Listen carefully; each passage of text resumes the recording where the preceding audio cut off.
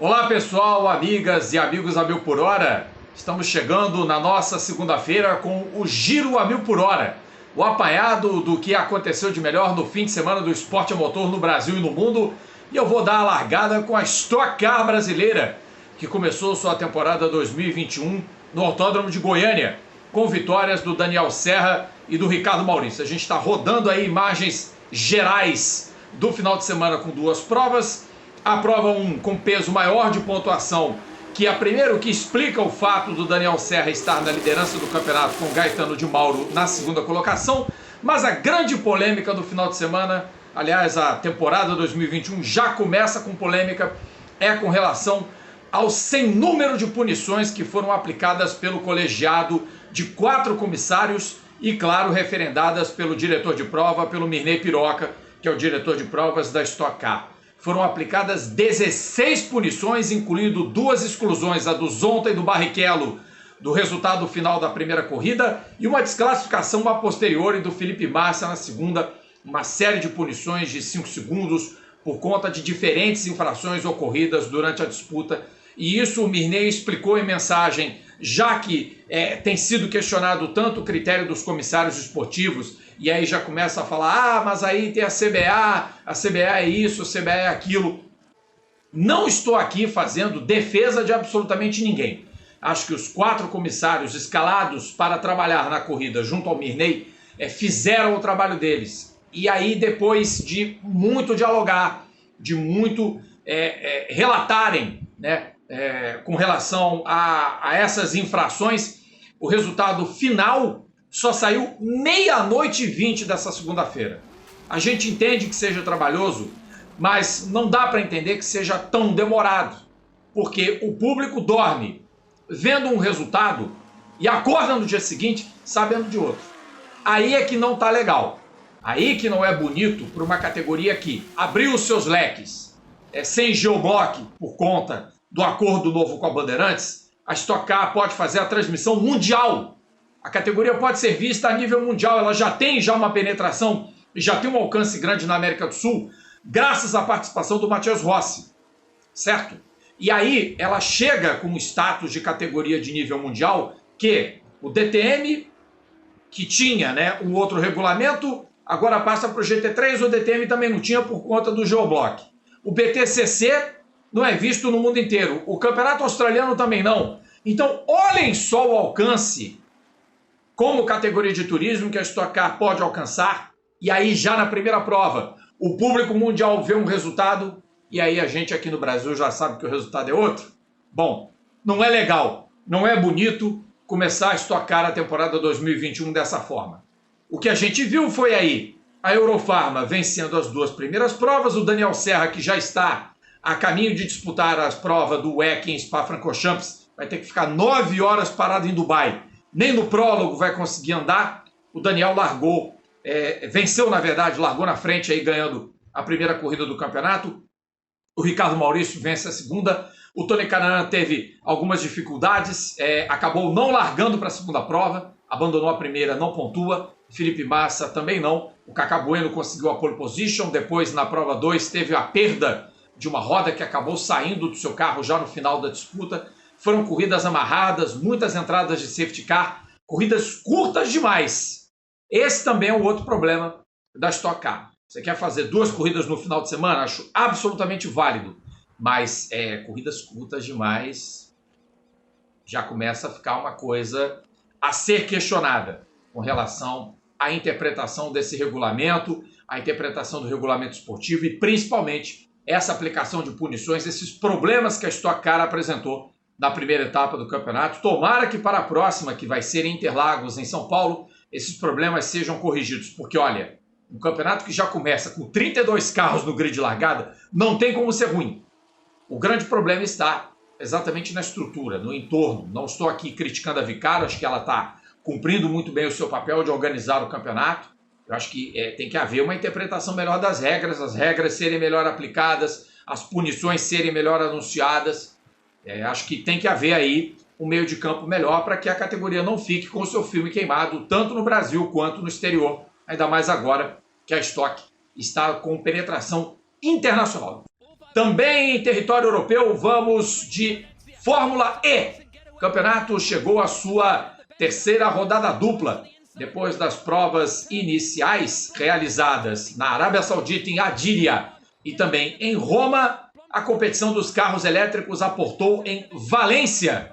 Foi para a primeira, praticamente de fato, né, corrida em autódromo. O circuito Hermanos Rodrigues também pode ser considerado como tal, mas como aproveitou partes do parque, então, teoricamente, não é muito autódromo, mas fica sendo. Fica sendo. Então, essa foi a segunda corrida em autódromo da história do ABB FIA Fórmula E.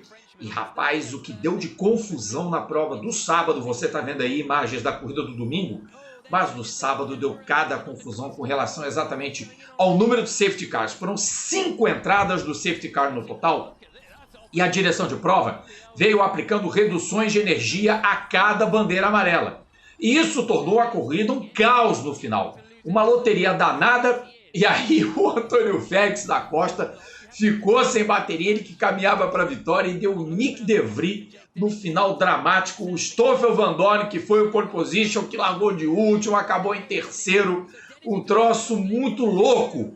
E no domingo não teve chuva, né? Não teve tantas entradas de safety car, e uma surpreendente vitória, porque as condições da pista foram melhorando do treino classificatório, né? O último grupo pegou a pista mais seca, o Jake Dennis fez a pole position e, numa ótima prova do piloto britânico, o Jake Dennis acabou vitorioso na sexta corrida do campeonato, encerrando, portanto, a terceira rodada dupla do ABB FIA Fórmula E do circuito Ricardo Tormo, em Valência, na Espanha.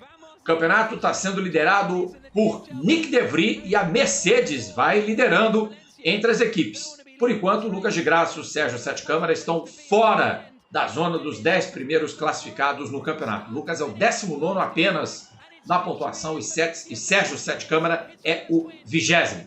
Próxima etapa do campeonato, 8 de maio, sabe onde? Principado de Mônaco, que aliás teve nesse final de semana uma corrida de carros históricos que nós vimos. Que pecado! O Jean Alesi levou um toque do Marco Werner numa prova dos carros dos anos 1970 e destruir uma Ferrari 312 B3 que foi do Niki Lauda. Paciência.